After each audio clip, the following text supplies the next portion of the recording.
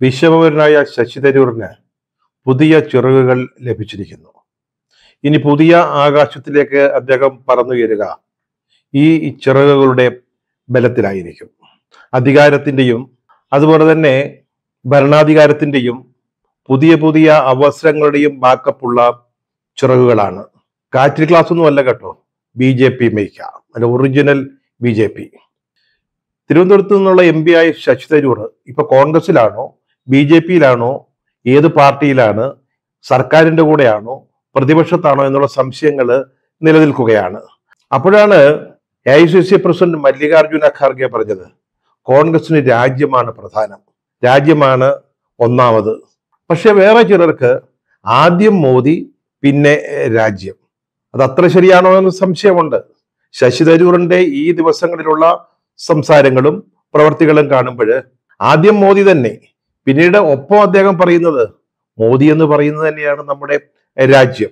അതാണ് അദ്ദേഹത്തിന്റെ ഇപ്പോഴത്തെ നിലപാടിൽ നിന്ന് നമ്മളൊക്കെ മനസ്സിലാക്കേണ്ടത്. എന്തായാലും മല്ലികാർജുന ഖാർഗെയുടെ ഈ അഭിപ്രായ പ്രകടനത്തിലുള്ള മറുപടിയായിട്ടാണ് ഈ പുതിയ ചിറകുകളെ പറ്റി ശശി തരൂർ സംസാരിച്ചത്.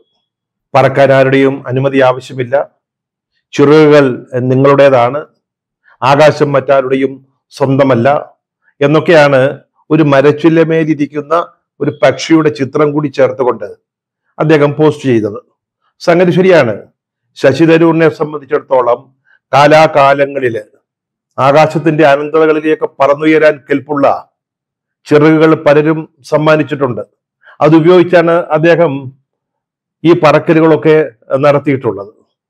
അങ്ങനെ ഭാഗ്യം കിട്ടിയ ഒരാളാ, അല്ലാതെ ഒരു സാധാരണ കോൺഗ്രസ് പ്രവർത്തകനായി വിയർപ്പൊഴുക്കി കഷ്ടപ്പെട്ട് പ്രവർത്തിച്ച് അങ്ങനെയൊന്നും അധികാര സ്ഥാനങ്ങളിലേക്കോ ഉയരങ്ങളിലേക്കോ വന്ന ആളല്ല. പലരും പല ഘട്ടങ്ങളിൽ സമ്മാനിച്ച ബലവത്തായ ചിറകുകൾ ഉപയോഗിച്ച് പറന്നുയർന്ന ആളാ. അപ്പോൾ അത്തരത്തിലുള്ള ഒരാൾക്ക് പറക്കാൻ ആരുടെയും അനുമതി വേണ്ടെന്നും നിങ്ങളുടെ ചിറകുകളാണെന്നും ആകാശം ആരുടെയും അപ്പന്റെ വകയില്ലെന്നും ഒക്കെ ചിന്തിക്കാനും പറയാനും ഒക്കെ സാധിക്കും. അതിന് അദ്ദേഹത്തെ ലേശവും കുറ്റം പറയേണ്ട കാര്യവുമില്ല.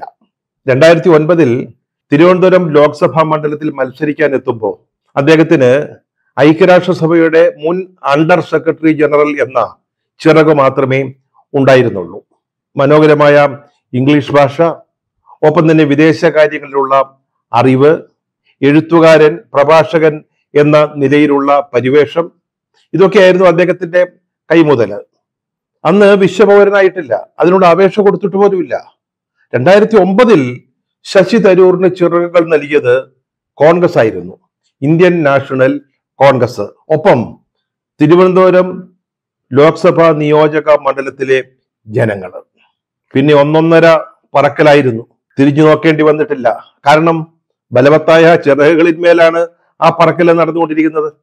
പിന്നീട് ഇന്നയോളം തിരുവനന്തപുരത്തു നിന്നുള്ള MP ആണ് ശശി തരൂർ. ഇതിനിടയ്ക്ക് വിദേശകാര്യ സഹമന്ത്രിയായി, മനുഷ്യ വിഭവശേഷിയുടെ സഹമന്ത്രിയായിട്ട് പ്രവർത്തിച്ചു. വിദേശകാര്യം പോലുള്ള സുപ്രധാന വകുപ്പുകളുടെ സ്റ്റാൻഡിംഗ് കമ്മിറ്റി ചെയർമാനായി. ഇടയ്ക്ക് AICC പ്രസിഡന്റാകാൻ ആഗ്രഹിച്ചു, മോഹിച്ചു. അതിലൊന്നും തെറ്റ് പറയാനില്ല. കോൺഗ്രസിന്റെ ഏതംഗത്തിനും AICC പ്രസിഡന്റാകാൻ ആഗ്രഹിക്കാവുന്നതേ ഉള്ളൂ. പക്ഷെ പരാജയപ്പെട്ടു പോയി, വേണ്ടത്ര വോട്ട് കിട്ടിയില്ല. അപ്പൊ കോൺഗ്രസ് എന്ത് ചെയ്തു? പാർട്ടിയുടെ പ്രവർത്തക സമിതി അംഗമാക്കി. ഇതൊക്കെ വളരെ ഉയർന്ന നേതാക്കൾക്ക് വീണ് കിട്ടുന്ന അസുലഭമായ അവസരങ്ങളാ. വർക്കിംഗ് കമ്മിറ്റി അംഗം എന്ന പദവി, അതിലിരുന്നു.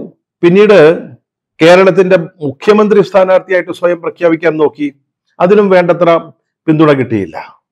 വ്യക്തി ജീവിതത്തിലും ധാരാളം പ്രതിസന്ധികൾ ഉണ്ടായിട്ടുണ്ട് ഈ കാലഘട്ടത്തിൽ.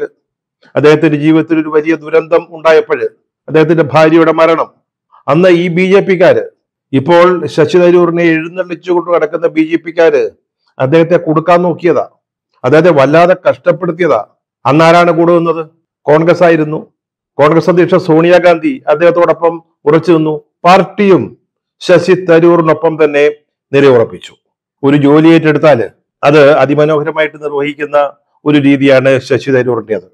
ഒരാളെ പുകഴ്ത്തണമെങ്കിൽ അങ്ങനെ, അല്ലെങ്കിൽ ഒരാളെ വിമർശിക്കണമെങ്കിൽ മർമ്മത്ത് കൊള്ളുന്ന ഭാഷയിലും രീതിയിലും അദ്ദേഹത്തിന് ചെയ്യാൻ സാധിക്കും. അങ്ങനെയാണ് പാരഡോക്സിക്കൽ പ്രൈം മിനിസ്റ്റർ എന്ന പുസ്തകം, നരേന്ദ്രമോദിയെ കുറിച്ചുള്ള പുസ്തകം ശശി തരൂർ എഴുതിയത്. അതിന്റെ ഉള്ളടക്കം എന്തായിരുന്നു? ഇപ്പൊ നമ്മളൊന്ന് തിരിഞ്ഞു നോക്കുന്നത് നന്നായിരിക്കും. ആ പുസ്തകത്തെ പറ്റി ഇങ്ങനെയാണ് പറയുന്നത്: നരേന്ദ്രമോദി ഒരു വിരോധാഭാസ മനുഷ്യനാണ്. അദ്ദേഹം ഒന്ന് പറയുകയും മറ്റൊന്ന് ചെയ്യുകയും ചെയ്യുന്നു. നിരവധി ലിബറൽ ആശയങ്ങൾക്ക് അദ്ദേഹം ശബ്ദം നൽകുകയും അതേസമയം രാഷ്ട്രീയ പിന്തുണയ്ക്കായി അദ്ദേഹം ആശ്രയിക്കുന്ന ഇന്ത്യൻ സമൂഹത്തിലെ ഏറ്റവും ലിബറൽ അല്ലാത്ത ചില ഘടകങ്ങളെ പ്രോത്സാഹിപ്പിക്കുകയും ചെയ്യുന്നു. ഫലപ്രദമായ ഭരണത്തിൽ അഭിമാനിക്കുന്ന ഒരു പ്രധാനമന്ത്രി തന്റെ മൗനത്തിലൂടെ ദുർഭരണത്തിന്റെ ഏറ്റവും മോശമായ വശങ്ങളായ വർഗീയ കലാപങ്ങൾ, ആൾക്കൂട്ട കൊലപാതകങ്ങൾ, ഗോരക്ഷകരുടെ ആക്രമം എന്നിവയെ എങ്ങനെ അനുകൂലിക്കുന്നു എന്നുള്ളതാണ് മറ്റൊരു വിരോധാഭാസം. തന്റെ സർക്കാരിന്റെ പ്രകടനം ദുർബലമാകുമ്പോൾ രാജ്യത്തിനായുള്ള അഭിലാഷങ്ങൾ കുതിച്ചുയരുന്നതിനെ കുറിച്ചുള്ള അദ്ദേഹത്തിന്റെ സംസാരമാണ് മൂന്നാമത്തെ വിരോധാഭാസം. അങ്ങനെ വിരോധാഭാസം നിറഞ്ഞ ഒരു വ്യക്തിത്വത്തെക്കുറിച്ച്, നരേന്ദ്രമോദിയെക്കുറിച്ച് പാരഡോക്സിക്കൽ പ്രൈം മിനിസ്റ്റർ എന്ന പുസ്തകം എഴുതിയ ശശി തരൂറാണ് ഇന്ന് നരേന്ദ്രമോദിയെ രാജ്യാന്തരങ്ങളിൽ സഞ്ചരിച്ച് വാനോളം പുകഴ്ത്തുന്നത് എന്നുള്ളതാണ് ഏറ്റവും വലിയ വിരോധാഭാസം. അദ്ദേഹം തന്റെ ഈ പുസ്തകത്തിൽ നരേന്ദ്രമോദിയുടെ വിദേശ നയത്തെ അതിശക്തമായിട്ട് വിമർശിക്കുന്നുണ്ട്. അയൽ രാജ്യങ്ങളുമായിട്ട് പോലും സൗഹൃദമുണ്ടാക്കാൻ കഴിയാതെ പോകുന്നതിനെ അങ്ങേയറ്റം രൂക്ഷമായ ഭാഷയിലാണ് വിവരിക്കുന്നത്. പ്രത്യേകിച്ച് പാകിസ്ഥാന്റെ കാര്യത്തിൽ അദ്ദേഹത്തിന്റെ നയത്തിന് കൺസിസ്റ്റൻസി ഇല്ല, അല്ലെങ്കിൽ ആ നിലപാടുകളിൽ ഉറപ്പില്ല എന്നാണ് ശശി തരൂർ ആ പുസ്തകത്തിൽ എഴുതിയത്. ഇത് വലിയ പഴക്കമുള്ള പുസ്തകമൊന്നുമല്ല, 2018 ഇറക്കിയതാണ്. ആ വിദേശ നയത്തെ ന്യായീകരിക്കാനാണ് ഇന്നിപ്പോൾ ശശി തരൂർ അദ്ദേഹത്തിന് ദേശീയ രാഷ്ട്രീയമാകുന്ന ആകാശത്ത് പറക്കാൻ ചിറകുകൾ സമ്മാനിച്ച കോൺഗ്രസിനെ വിമർശിക്കുന്നത്. അദ്ദേഹം മറ്റൊരിക്കല് നരേന്ദ്രമോദിയെ കുറിച്ച് ശിവലിംഗത്തിൽ പറ്റിപ്പിടിച്ചിരിക്കുന്ന തേൾ എന്ന ഒരു പ്രയോഗം നടത്തുകയുണ്ടായി. അത് അദ്ദേഹം സ്വന്തമായിട്ട് പറഞ്ഞതല്ല. RSSലെ ഒരു നേതാവ് കാരവൻ എന്ന പ്രസിദ്ധീകരണത്തിന്റെ പത്രാധിപരായിരുന്ന വിനോദ് കെ ജോസിനോട് പറഞ്ഞ ഒരു ഭാഷാ പ്രയോഗം ഉദ്ധരിക്കുകയാണ് ചെയ്തത്. അങ്ങനെ ഒരു കാര്യം ഉദ്ധരിക്കുമ്പോൾ അതിലെ ആശയത്തോട് യോജിപ്പുള്ളത് കൊണ്ടായിരിക്കുമല്ലോ അങ്ങനെ ചെയ്യുക. എന്താണ് ഈ ശിവലിംഗത്തിൽ പറ്റിപ്പിടിച്ചിരിക്കുന്ന തേളിന്റെ പ്രത്യേകത? അതിനെ കൈകൊണ്ട് തട്ടിമാറ്റാൻ പറ്റില്ല, അതിന് നേർക്ക് ചെരുപ്പെറിയാനും സാധിക്കില്ല. അങ്ങനെ നരേന്ദ്രമോദിയെ വിശേഷിപ്പിച്ച ഒരാൾ, അതാണ് ശശി തരൂർ. അപ്പോഴാണ് സിന്ദൂർ ഓപ്പറേഷൻ വന്നത്, പാകിസ്ഥാനെതിരായുള്ള ഇന്ത്യയുടെ സൈനിക നീക്കം. അതിനെക്കുറിച്ച് വിദേശ രാജ്യങ്ങളിൽ പോയി സംസാരിക്കേണ്ട ഒരു അവസരം വന്നപ്പോൾ മോദി ശശി തരൂറിനെ റിക്രൂട്ട് ചെയ്തു. അതിന് 2 കാരണങ്ങളുണ്ടെന്നാണ് എനിക്ക് തോന്നുന്നത്. ലോക്സഭയിലും രാജ്യസഭയിലുമായി BJPക്ക് 339 അംഗങ്ങളുണ്ട്, 72 മന്ത്രിമാരുണ്ട്.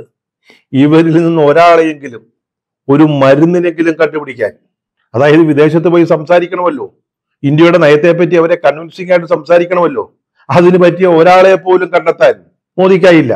BJPക്ക് ഒരു രീതി ഉണ്ടല്ലോ, അതായത് സ്വന്തം നിലയിൽ അഭിമാനിക്കത്തക്ക പൂർവ്വകാല നേതാക്കൾ ആരും ഇല്ലെങ്കിൽ മരിച്ചുപോയവരെയൊക്കെ അവർ സ്വന്തമാക്കാൻ ശ്രമിക്കും. സർദാർ വല്ലഭായ് പട്ടേൽ മുതൽ കേരളത്തിലെ ചേറ്റൂർ ശങ്കരൻ നായർ വരെയുള്ളവരുടെ കാര്യത്തില് BJPയുടെ കളിയാതാ. ഇപ്പം വന്നിട്ട് ജീവിച്ചിരിക്കുന്നവരിലും കൊള്ളാവുന്ന നേതാക്കന്മാരില്ലാത്തത് കൊണ്ട്, പ്രഗത്ഭമതികൾ ഇല്ലാത്തത് കൊണ്ട് മറ്റു കക്ഷികളിൽ നിന്ന് റിക്രൂട്ട് ചെയ്യുന്ന ഏർപ്പാടാണ്, അല്ലെങ്കിൽ അവരെ സ്വന്തമാക്കുക. എല്ലാവരെയും അല്ല, ശശി തരൂറിനെ അങ്ങ് സ്വന്തമാക്കുന്ന ഒരു സ്റ്റൈലാണ് BJPയുടേത്. അത് ഒന്നാമത്തെ കാരണം. രണ്ടാമത്, നരേന്ദ്രമോദി ആരാമോൻ? തന്നെ കുറിച്ച് പാരഡോക്സിക്കൽ പ്രൈം മിനിസ്റ്റർ എന്ന പുസ്തകം എഴുതിയ ശശി തരൂറിനെ കൊണ്ട് തന്നെ അദ്ദേഹത്തെ പുകഴ്ത്തി പറയിക്കുക, അതായിരുന്നു അദ്ദേഹത്തിന്റെ മറ്റൊരു ലക്ഷ്യം. എന്തായാലും ഈ റിക്രൂട്ട്മെന്റില് നമ്മുടെ ശശി തരൂർ വീണുപോയി. നല്ലൊരു അവസരമാണല്ലോ. അദ്ദേഹത്തെ ഒരു അവസരവാദിയൊന്നും ഞാൻ പറയില്ല. കിട്ടുന്ന അവസരങ്ങൾ തക്കത്തിൽ വിനിയോഗിക്കാൻ നല്ല സമർത്ഥനായിട്ടുള്ള ഒരാളാണ് അദ്ദേഹം. അത് ഉപയോഗിച്ചു. 6 രാജ്യങ്ങൾ സന്ദർശിച്ചു. അവിടെയൊക്കെ ഇവരെന്താണ് മലമറിച്ചതെന്ന് നമുക്ക് ഇപ്പോഴും അറിയത്തില്ല. അമേരിക്കയിൽ ആകെ കൂടെ ചെയ്തത് വൈസ് പ്രസിഡന്റ് JD വാൻസിനെ കണ്ടു എന്നുള്ളതാണ്. രാജ്യത്തിന് പറയാനുള്ളത് അവിടുത്തെ ചില പാർലമെന്റ് അംഗങ്ങളോടൊക്കെ സംസാരിച്ചിട്ടുണ്ടാവും. പക്ഷെ നമുക്ക് വേണ്ടിയിരുന്നത് എന്തായിരുന്നു? നമ്മൾ പാകിസ്ഥാനുമായുള്ള സംഘർഷം അവസാനിപ്പിച്ചത് 2 രാജ്യങ്ങളും തമ്മിൽ ആലോചിച്ചാണ്, മൂന്നാമതൊരാൾ ഉണ്ടായിരുന്നില്ല. അതാണ് നമ്മുടെ നിലപാട്. പക്ഷേ അമേരിക്കൻ പ്രസിഡന്റ് ട്രംപ് എന്താ പറയുന്നത്? ഞാനാണ് ഇതെല്ലാം ചെയ്തതെന്നാ. എന്റെ ഇടപെടൽ, വ്യാപാര കരാർ ചൂണ്ടിക്കാണിച്ചുകൊണ്ട് 2 രാജ്യങ്ങളിലും സമ്മർദ്ദത്തിലാക്കിക്കൊണ്ടാണ് ഞാൻ ഈ വെടിനിർത്തൽ നേടിയെടുത്തതെന്ന് അദ്ദേഹം പേർത്തും പേർത്തും പറഞ്ഞുകൊണ്ടിരിക്കുക, ആവർത്തിച്ച് പറഞ്ഞുകൊണ്ടിരിക്കുകയാണ്. നമ്മുടെ പ്രധാനമന്ത്രി അത് ഇതുവരെ പരസ്യമായിട്ട് അല്ല എന്ന് പറഞ്ഞിട്ടില്ല. കനഡയിൽ ചെന്നപ്പോ ട്രംപിനെ ടെലിഫോണിൽ വിളിച്ച് പറഞ്ഞു എന്നാണ് പറയുന്നത്. ഈ ശശി തരൂരിന്റെ നേതൃത്വത്തിലുള്ള സംഘം അമേരിക്കയിലൊക്കെ പോയല്ലോ. അദ്ദേഹത്തിന് അവിടെ വലിയ സ്വാധീനമുള്ള ആളാണ്, വിശ്വപൗരനാണ്. പക്ഷേ അമേരിക്കയെ കൊണ്ട് ഈ നിലപാട് തിരുത്തിക്കാൻ ഈ സംഘത്തിന് സാധിച്ചോ? ശശി തരൂറിന് പറ്റിയോ? അവിടെ വാസ്തവത്തിൽ എന്താ സംഭവിച്ചത്? ഏതാണ്ട് ഇതേ സമയത്ത് തന്നെ പാകിസ്ഥാന്റെ ആർമി ചീഫ് ഓഫ് സ്റ്റാഫായ അസീം മുനീറിന് വൈറ്റ് ഹൗസിൽ പ്രസിഡന്റ് ഡൊണാൾഡ് ട്രംപ് വിരുന്നൊരുക്കി. നമ്മുടെ പ്രതിനിധി സംഘം വൈസ് പ്രസിഡന്റിനെ കണ്ടിട്ട് തിരിച്ചു പോന്നപ്പോ അസീം മുനീറിന് വൈറ്റ് ഹൗസിൽ വിഭവസമൃദ്ധമായ സദ്യ. എന്നിട്ട് ട്രംപ് എന്താ പറഞ്ഞത്? അസീം മുനീറിന്റെ ആതിഥേയനായിരിക്കാൻ കഴിഞ്ഞത് വലിയ ബഹുമതിയാണെന്ന്. മനസ്സിലായില്ലേ എവിടെ എത്തി നിൽക്കുന്നു നമ്മുടെ വിദേശ നയം? ഹിന്ദു ദിനപത്രത്തില് ഇതിനെ തുടർന്ന് ശശി തരൂർ ഒരു ലേഖനം എഴുതി. അതോടെയാണ് അദ്ദേഹം പൂർണ്ണ അർത്ഥത്തിലുള്ള ഒരു വാഴ്ത്തുപാട്ടുകാരന്റെ വേഷത്തിലേക്ക് വരുന്നത്. സോണിയാഗാന്ധി ഇന്ത്യൻ വിദേശ നയത്തെ വിമർശിച്ചുകൊണ്ട് ഹിന്ദുവിൽ തന്നെ ഒരു ലേഖനം പ്രസിദ്ധപ്പെടുത്തിയിരുന്നു. അതിന്റെ പിന്നാലെയാണ് ഈ ലേഖനം വരുന്നത്. അതില് നരേന്ദ്രമോദിയെ കുറിച്ച് പണ്ട് പാരഡോക്സിക്കൽ പ്രൈം മിനിസ്റ്റർ എഴുതിയ ശശി തരൂർ എന്താണ് പറയുന്നത്? അദ്ദേഹത്തിന്റെ എനർജി, അദ്ദേഹത്തിന്റെ ഡൈനാമിസം, അദ്ദേഹത്തിന്റെ വില്ലിങ്നെസ് ടു എൻഗേജ്, ഇതൊക്കെ അങ്ങോട്ട് ചേരുമ്പോൾ പ്രൈം അസറ്റ് ഓഫ് ഇന്ത്യ ആയിട്ട് മോദി മാറുന്നു എന്നാണ്. പ്രൈം അസറ്റ്, പ്രൈം മിനിസ്റ്റർ അല്ല, പ്രൈം അസറ്റ്. ഇന്ത്യ ഭരിച്ച മറ്റ് കോൺഗ്രസ് പ്രധാനമന്ത്രിമാര്, ആ പാർട്ടിയുടെ പ്രതിനിധിയായിട്ടാണല്ലോ ശശി തരൂർ ഇത്രയും കാലം ലോകസഭാംഗമായിരുന്നത്. ആ പാർട്ടിയിൽപ്പെട്ട പ്രധാനമന്ത്രിമാരാരും എനർജറ്റിക് ആയിരുന്നില്ലേ? അവർക്കാർക്കും ഡൈനാമിസം ഉണ്ടായിരുന്നില്ലേ? ആദ്യത്തെ പ്രധാനമന്ത്രി പണ്ഡിറ്റ് ജവഹർലാൽ നെഹ്റു ഇന്ത്യയുടെ വിദേശ നയം കരിപ്പിടിപ്പിച്ചത് അദ്ദേഹമാണ്. ഇന്ത്യയെ മറ്റ് ലോക രാജ്യങ്ങൾക്കിടയിൽ ശ്രദ്ധിക്കേണ്ട ഒരു ശക്തിയാക്കി മാറ്റി നിർത്തിയത് അദ്ദേഹത്തിന്റെ ഇടപെടലുകളാണ്. എന്താ മോശമായിരുന്നോ പണ്ഡിറ്റ് ജവഹർലാൽ നെഹ്റു? ഇന്ദിരാഗാന്ധി ഇന്നിപ്പോൾ ഈ ഓപ്പറേഷൻ സിന്ദൂറിന്റെ ന്യായീകരണത്തിനാണല്ലോ ശശി തരൂറും മറ്റും ലോകരാഷ്ട്രങ്ങൾ സന്ദർശിച്ചത്. 1971 ബംഗ്ലാദേശ് വിമോചന യുദ്ധത്തിൽ അത് നടത്തുന്നതിന് മുമ്പ്, അതിലിടപെടുന്നതിന് മുമ്പ് പ്രധാനമന്ത്രി ഇന്ദിരാഗാന്ധി തന്നെ UN സെക്യൂരിറ്റി കൗൺസിൽ അംഗരാജ്യങ്ങൾ സന്ദർശിച്ചു. ആരെയും റിക്രൂട്ട് ചെയ്ത് അയക്കുകയല്ല ചെയ്തത്, നേരിട്ട് സന്ദർശിച്ചു. അമേരിക്കൻ പ്രസിഡന്റുമായിട്ട് 2 തവണ സംസാരിച്ചു. അമേരിക്കൻ പ്രസിഡന്റിനെ കാണുന്നതിൽ തടസ്സമൊന്നും ഉണ്ടായില്ല. അന്ന് അമേരിക്ക ഇന്ത്യയോട് ഒട്ടും അനുഭാവമുള്ള ഒരു രാജ്യമല്ല. അന്ന് റിച്ചാർഡ് നിക്സണാണ് പ്രസിഡന്റ്. അദ്ദേഹത്തെ കൊണ്ട് നമ്മുടെ നിലപാട് അംഗീകരിപ്പിക്കാൻ ഇന്ദിരാഗാന്ധിക്ക് കഴിഞ്ഞില്ല. പക്ഷെ 2 തവണ സംസാരിക്കാൻ അവസരം ലഭിച്ചു. മറ്റു രാജ്യങ്ങളുടെയൊക്കെ പിന്തുണ നേടിയെടുക്കുകയും ചെയ്തു. അന്നുണ്ടായ ഒരു സംഭവം, ഇന്ദിരാഗാന്ധിയോടൊപ്പം ഉണ്ടായിരുന്ന പത്രപ്രവർത്തക സംഘത്തിൽ അംഗമായിരുന്ന VP രാമേന്ദ്രൻ, VPR, മാതൃഭൂമിയുടെ മുൻ എഡിറ്റർ, അദ്ദേഹം ഒരു അഭിമുഖ സംഭാഷണത്തിൽ എന്നോട് പറഞ്ഞിട്ടുണ്ട്, അന്ന് റഷ്യൻ പ്രധാനമന്ത്രി കൊസിഗിൻ ഇന്ത്യൻ പത്രപ്രവർത്തക സംഘത്തിന് ഒരു വിരുന്നൊരുക്കി. അവിടെ വെച്ച് ഒരു ചോദ്യത്തിന് മറുപടിയായിട്ട് കൊസിഗിൻ പറഞ്ഞു, ബംഗ്ലാദേശ് പ്രശ്നം പാകിസ്ഥാന്റെ ഒരു ആഭ്യന്തര പ്രശ്നമാണ്, ഇന്ത്യക്ക് അതിൽ ഇടപെടേണ്ട കാര്യമില്ല. ഇന്ത്യയെ സംബന്ധിച്ചിടത്തോളം അതുവഴി ഉണ്ടാകുന്ന അഭയാർത്ഥി പ്രശ്നം മാത്രമാണ് നേരിടാനുള്ളത്. അത് ഇന്ത്യയുടെ നിലപാടിനെതിരായിരുന്നു. അന്ന് പത്രപ്രവർത്തകര്, ഇന്ത്യയിൽ നിന്ന് പോയ പത്രപ്രവർത്തകർ ഒന്നിച്ച് അത് റിപ്പോർട്ട് ചെയ്യേണ്ട തീരുമാനിച്ചു. ഈ വിവരം കൊസിഗിൻ പറഞ്ഞ കാര്യം ഇന്ദിരാഗാന്ധിയെയും അന്നത്തെ വിദേശകാര്യ സെക്രട്ടറിയെയും അറിയിച്ചു. പിറ്റേ ദിവസം തന്നെ ഇന്ത്യൻ സംഘം മോസ്കോയിൽ നിന്ന് തിരിച്ചു പോരുന്നതിന് മുമ്പ് തന്നെ കൊസിഗിൻ ഇന്ത്യൻ പത്രപ്രവർത്തകരെ വീണ്ടും കണ്ട്, അങ്ങനെയല്ല, ഞങ്ങൾ ഇന്ത്യ എടുത്ത നിലപാടിനൊപ്പമാണ് എന്ന് പറഞ്ഞു. അങ്ങനെയൊക്കെയുള്ള ചില യാത്രകളൊക്കെ നടന്നിട്ടുണ്ട്. നയതന്ത്രപരമായ മറ്റു രാജ്യങ്ങളെ ബോധ്യപ്പെടുത്തുന്നതിന്, കൺവിൻസ് ചെയ്യിക്കുന്നതിനൊക്കെയുള്ള ശ്രമങ്ങൾ പണ്ടും നടന്നിട്ടുണ്ട്.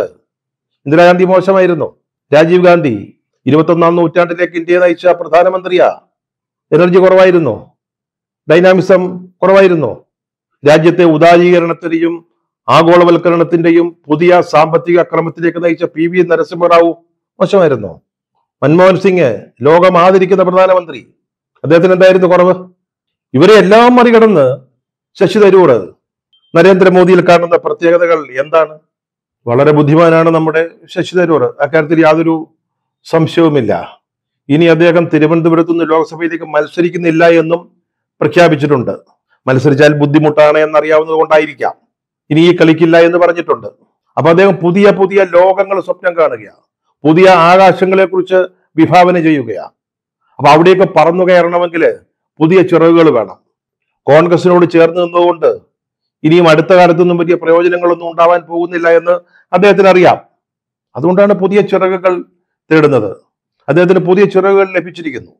അത് ഉപയോഗിച്ചുകൊണ്ട് അദ്ദേഹം പുതിയ ആകാശത്തിൽ ഉയർന്ന് പറക്കട്ടെ. ഈ പുതിയ യാത്രയിൽ അദ്ദേഹത്തിന് എല്ലാ ഭാവുകങ്ങളും നേരുന്നു.